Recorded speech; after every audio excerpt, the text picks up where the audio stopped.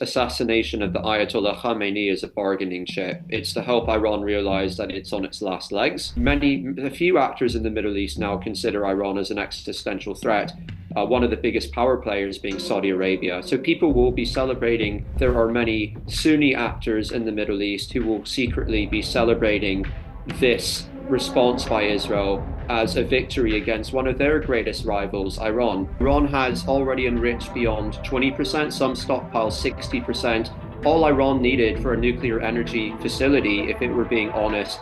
Jordan, my very first question to you, because this is the developing story, and we do know that Israel and Iran are in war for a very, very long time. But this new attack, Operation Rising Lion, how do you see it spiraling in the entire Middle East? Because Iran has been saying that they will attack USA as well. But if that happens, it is going to be devastating.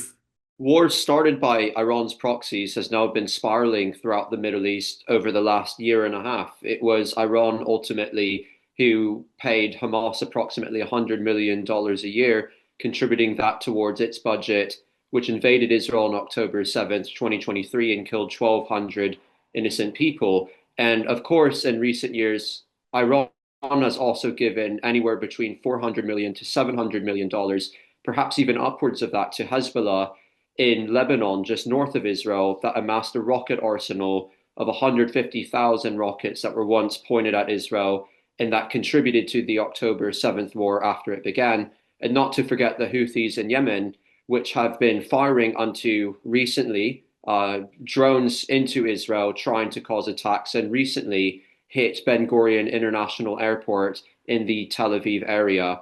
And so Iran has escalated a war, a regional proxy war against Israel, aspiring for its destruction.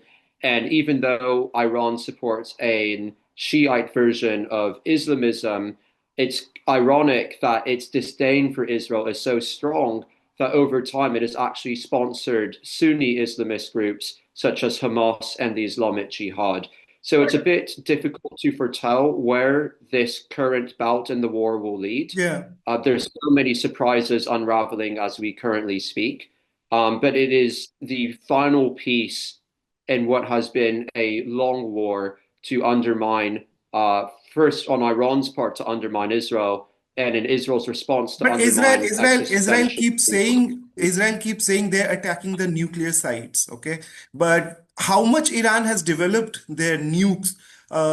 Because we really do not have a clear picture. Of course, Iran being a country which is much of a dictatorship. So, how much do we know about that? Where has their Iran nuclear, nukes are prepared, and when can they really have a nuclear weapon? Because now they are attacking in this name, and many countries have been devastated in Middle East in the name of weapons. I think it's a good question, but the reality is the IAEA, the top international nuclear watchdog, as a matter of fact, this last week came out with a resolution acknowledging that Iran was in breach of its non-proliferation, nuclear non-proliferation duties. Iran was a party to the nuclear non-proliferation treaty when it started enriching. On top of that, it was found to have been in violation of the JCPOA, the nuclear agreement with Western nations. And it was found recently, intelligence discovered and revealed that Iran had actually conducted nuclear implosion tests, which are necessary for long-term weapon development approximately 2 decades ago. Iran has been acting completely in bad faith this whole time. There's an agreement in place before the NPT, which it violated.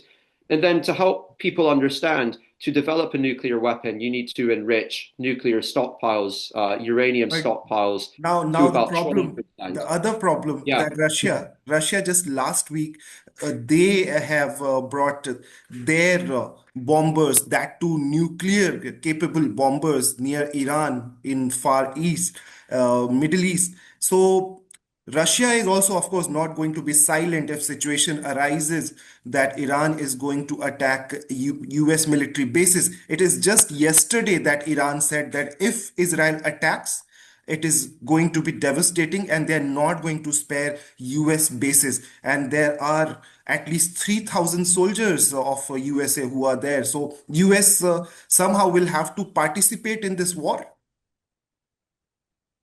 I think just going quickly back to your original question, though, Iran has already enriched beyond 20%, some stockpile 60%. All Iran needed for a nuclear energy facility, if it were being honest, was about 3%, 3 to 5%. So it's well beyond that threshold.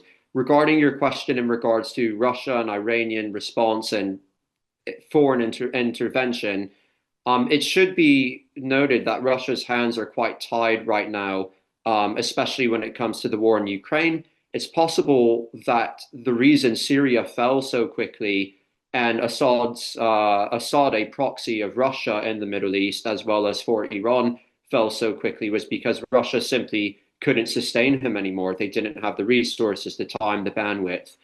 And But so but I'm still, not despite all that, Putin didn't say no to war. He's still attacking, and they have taken several kilometers of Ukraine. So it seems like Putin is winning. Of course, there is a different propaganda that all works for Russia and Ukraine as well. But let's stick to Middle East for now. And of course, we are bringing in Russia because Russia is the arch rival of USA, and they are not going to spare those bases which are in Middle East, that too close to Iran. What I mean to say, if I have to summarize this, that US is in big trouble despite Trump saying that he does not want to be involved in this attack, and Rubio just tweeted that if US bases are hit, they'll react, but they have said that they are not part of this Operation Rising Lion, but US will be I think attacked. It is imminent. I think I think the United States has created a degree of plausible deniability here. It has engaged with Iran in over, at least until now, 5 rounds of negotiations to try to forge some sort of nuclear deal with Iran, which has made Right. clear it wants to continue to enrich. So there's a degree of separation over there. Trump has come out in the media basically making it seem that even though he's willing to entertain the option, any option to make sure that Iran won't get nuclear weapons, he's Mhm. also made sure to create a separation in terms of plausible deniability between what action Israel might pursue and what the United Right. States might pursue.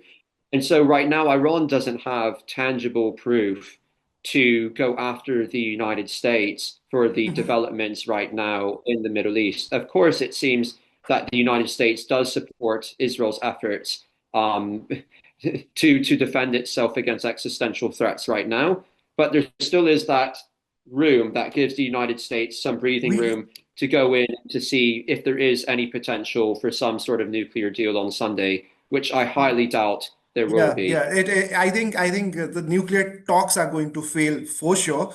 But the bigger problem that it can spiral in the entire Middle East and then to Europe and other places. I mean, the World War III.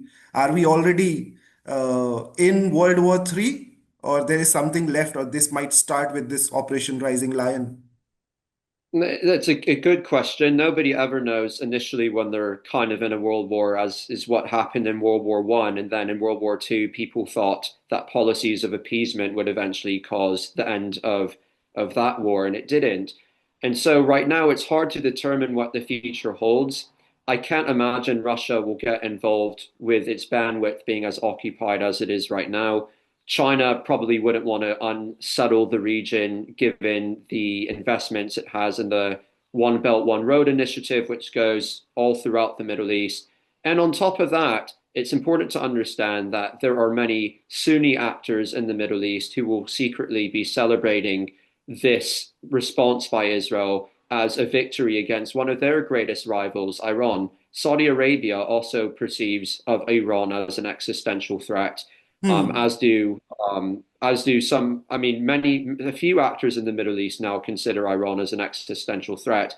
One of the biggest power players being Saudi Arabia. So people will be celebrating behind the scenes. There have been proxy wars between Shiite Islamists and Sunni Islamists now since the Arab Spring and for years even before, such as in Lebanon, where Hezbollah, a Shiite Islamist movement, once maintained strong control over the country, and now a bit lesser so.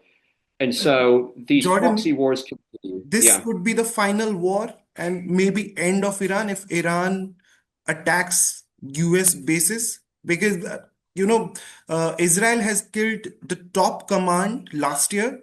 Even in this attack, in the very first attack, they have killed the commander. So my question is, why not Khamenei? I mean, if Israel wants, they can finish Khamenei and then the war is over and they can control Iran. Do you think it is possible? Because Russia, of course, was not active even last year. Russia did not come up, or China did not come up in support of Iran. It was only verbal. I definitely think withholding the assassination of the Ayatollah Khamenei is a bargaining chip. It's to help Iran realize that it's on its last legs. It's possible, however, that there could be underground operations soon to commence at some point in the future. This will definitely be a reckoning point for the Iranian people, that the regime is as weakest as it's been since the Masa Amini protest. And Iran is also a country that's very fragile in terms of demographics. A significant portion of the population, perhaps even up to 40% of the population, is composed of ethnic minorities such as Azeris, Baluchis, Kurds, Arabs in Kuznetstan, many of whom have national aspirations of their own. And for a country that is one of the greatest state sponsors of terrorism, Iran, it's also important to note that approximately, according to Michael Axworthy, an author about a book on Iran, noted that only 1.5% of the population goes to Friday prayers. And so you have a Islamist regime in charge of a people which, though it does have significant Islamist elements, is also largely secular. And so there's a lot of fragmentation in Iranian society, and this could be an interesting breaking point for people to realize that a different future is needed. But my last question, where are we heading with all the wars? Of course, we saw India, Pakistan as well for 2 or 3 days. But where are we heading as a world, as world citizens? Is our future in dark? It's complicated because right now we're focusing on the Middle East and South Asia, but who's not to say that the focus of the world might pivot to Asia and the Pacific? All of this being said, the Middle East has always been a strong point focus of the world. I don't see it changing anytime soon. I don't see, per se, wars ending forever in the immediate future. But I do think it's important that we use this opportunity to stand up against terrorism wherever it may manifest, whether from the borders of Pakistan, whether from Iran and its proxies, whether from terrorist groups in the Gaza Strip. We all need to be more organized when it comes to fighting terrorism and to realizing the threat that Islamist terrorism can pose. Thank you so much. It was Jordan Cope giving us all the details about what has happened early morning. And of course, we'll keep an eye what is happening in the Middle East and how Iran is going to react, because Iran has said that the action this time will not be just to show the world what is their capability, but it is going to be deadly, that there are going to be casualties. Let's hope for the best. However, the war has reignited in Iran. This is Nagin Singh for One India. Subscribe to One India and never miss an update. Download the One India app now.